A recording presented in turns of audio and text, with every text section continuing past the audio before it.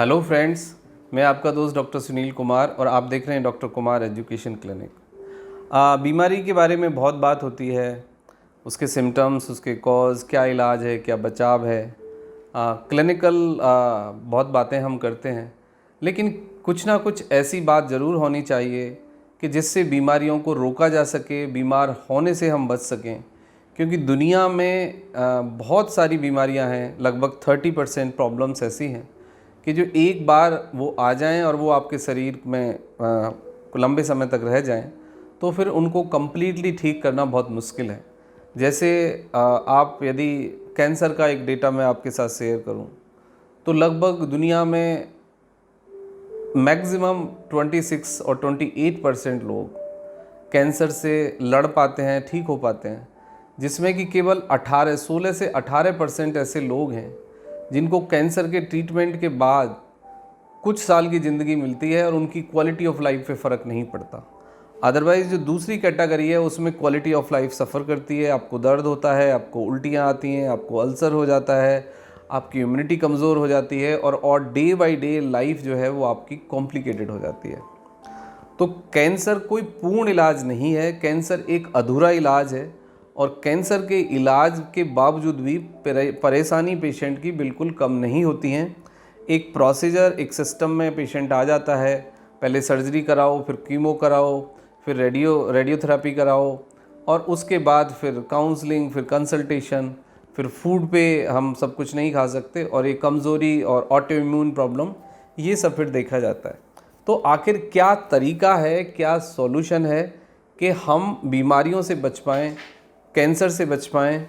ये बहुत important part है, क्योंकि कैंसर से या लाइफस्टाइल प्रॉब्लम्स से काफ़ी हद तक बचा जा सकता है।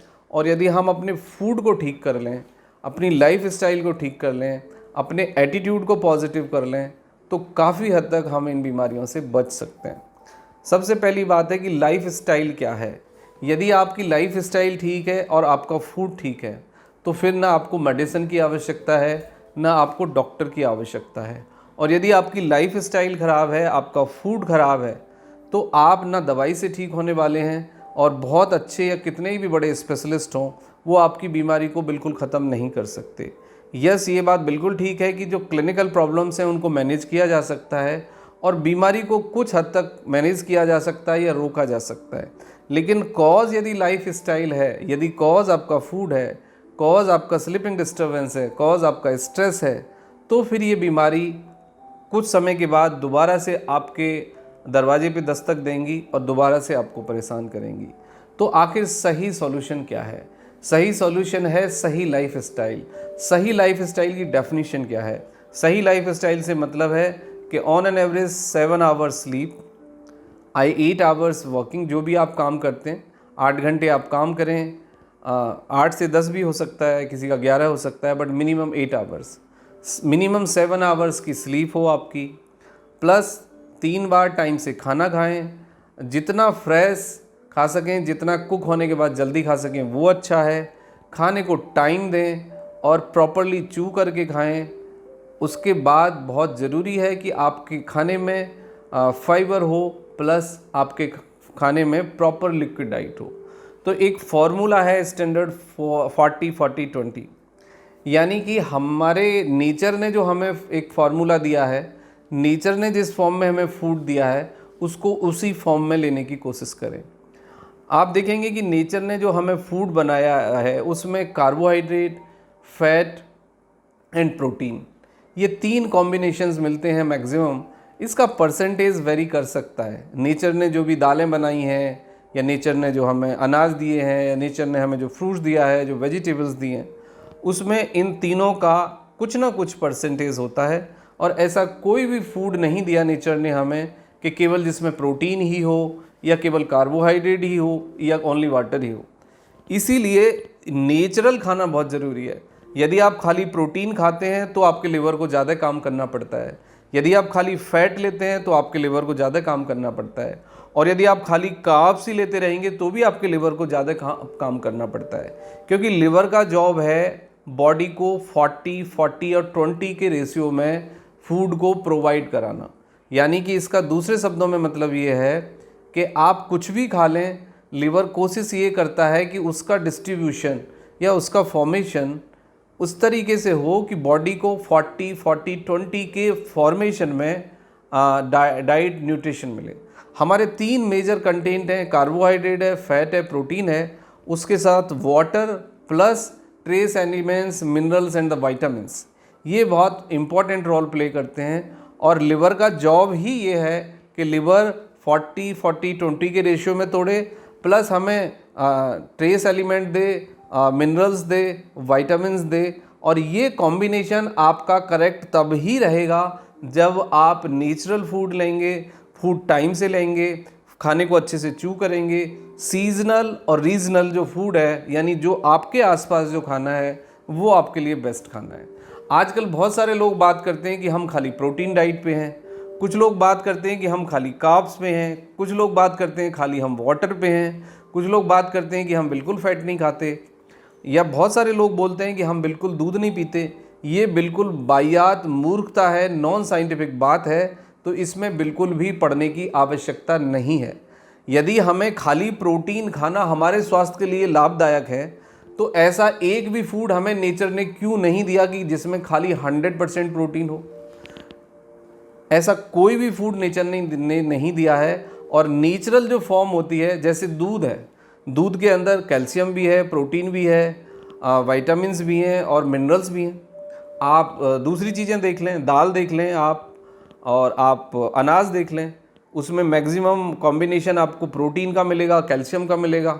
हाँ, किसी में वाटर कम होगा, किसी में ज़्यादा होगा, ये परसेंटेज वेरी कर सकती है, लेकिन ऐसा कोई भी नेचर ने अभी तक फूड नहीं डेवलप किया है कि वो खाली फैट हो या प्रोटीन हो या कार्बोहाइड्रेट्स हो। जो कॉम्बिनेशन है वो 40-40-20 के रेशियो में आता है। ये रेशियो, ये बात बिल्कुल ठीक है कि कम ज़्यादा हो सकता है। अब मैं दूसरी बात पे आता हूँ, दूध क्यों नहीं पीना चाहिए। 1000 लोगों में 3 लोग ऐसे होते हैं जिनको मिल्क से प्रॉब्लम होती है, जिनको फूड इंटॉलरेंस होती है और जिनको ये समस्या हो सकती है। तो डॉक्टर का आपका जो अप्रोच है वो बिल्कुल पर्सनलाइज होना चाहिए। यदि आपको दूध के डाइजेशन में कुछ तकलीफ़ है, कुछ प्रॉब्लम होती है, तो आप बिल्कुल दूध ना पिएं। लेकिन 1000 लोगों में केवल 2 से 3 लोग पाए जाते हैं कि जिनको दूध पीने से कुछ तकलीफ़ हो सकती है, जिनके डाइजेशन में मेटाबॉलिक कुछ प्रॉब्लम डेवलप होती है, तो वो आप दूध छोड़ सकते हैं। वरना दूध सबको पीना चाहिए। वरना दूध में यदि इतना कुछ प्रॉब्लम होती तो दूध की जगह हम बच्चों को दाल का पानी पिलाते। दुनिया भर में जो मिल्क है वही एक स्टेबल डाइट होती है बच्चे के लिए, और बच्चे उसको रिजॉइस करते हैं। हाँ, ये बात बिल्कुल ठीक है कि अब मिल्क नेचुरल होना चाहिए। डिब्बा बंद पाउडर या दूध की मैं वकालत नहीं करता हूँ। आपका दूध बकरी का हो, भैंस का हो, गाय का हो, और जब तक आपकी माँ आपको फीड करा रही है, आप छोटे बच्चे हैं, तो मदर का हो। हाँ, मैं ना तो डिब्बा बंद दूध की मैं वकालत करता हूँ, ना मैं पैक्ड दूध की वकालत करता हूँ, ना मैं पाउडर की वकालत करता हूँ। मेरा कहने का मतलब है कि फ्रेश गाय, भैंस, बकरी का, ऊँट का, ये सब दूध आपको मिल जाए, और इसको आप जितना फ्रेश मिल जाए, प्योर मिल जाए, ये बेटर है। ये आपके लिए बहुत अच्छा है। यस, जो रेडीमेड सिंथेटिक दूध है, या जो डेवलप्ड दूध है, या जो मिलावट वाला दूध है, उसमें यूरिया प्लस कुछ और केमिकल ऐड किए जाते हैं, वो आपके लिए हार्मफुल है। उससे कैंसर हो सकता है, क्योंकि यूरिया बॉडी में जाके आपके डीएनए को ब्रेक डाउन करता है, और डीएनए के ब्रेक डाउन से, जो एक ब्रेक डाउन के बाद फॉर्मेशन होता है, उससे म्यूटेशन होता है, आपके शरीर में कुछ ऐसे सेल्स बनते हैं जो कि कैंसरस हो सकते हैं बाद में। तो ये, मैं उस मिलावट वाले दूध के बिल्कुल अगेंस्ट हूँ। आप सोयाबीन का दूध ले सकते हैं, और आप कोई भी एनिमल जो मिल्क है वो आप लें, उससे आपको कोई परेशानी, कोई तकलीफ़ नहीं हो सकती। हाँ, ये जो चीज़ें हैं कि फास्टिंग करो, एक तरह की डाइट छोड़ दो, दूसरी तरह की डाइट छोड़ दो, एक दिन खाओ, एक दिन मत खाओ, ये सब साइंटिफिक नहीं है, ये क्लिनिकली सच नहीं है। आप फिजियोलॉजी, एनाटॉमी को यदि पढ़ेंगे तो आप पाएंगे कि आपकी बॉडी के अंदर, पेट के अंदर एसिड फॉर्मेशन होता है, और लंबे समय तक यदि उसको एक कॉम्बिनेशन ऑफ फूड ना मिले तो वो बॉडी के अंदर आपके डाइजेशन प्रॉब्लम में प्रॉब्लम डेवलप होती हैं। आपका HCl का सिक्रीशन जो है वो रिएक्ट करने के लिए उसे जब प्रॉपर फूड नहीं मिलता तो आपको एसिडिटी होती है, आपको अल्सर होता है, और आपको और भी बहुत दूसरी प्रॉब्लम्स होती हैं। तो पॉइंट वही है कि आप रेगुलर बेसिस एक्सरसाइज करें, नेचुरल फूड लें, टाइम पे लें, 7 आवर स्लीप, अपना काम अच्छे से करें, पॉजिटिव विल पावर रखें, और आपका जो जीवन जीने का दृष्टिकोण है या तो वो वैज्ञानिक होना चाहिए या फिर वो नेचुरल होना चाहिए। यानी आप नेचर को सुप्रीम माने, साइंस को सुप्रीम माने और उसके अकॉर्डिंग अपनी लाइफ स्टाइल को साइंटिफिक वे में चलाएं, तो फिर आप इन बीमारियों से बच सकते हैं। Thank you very much and take care yourself.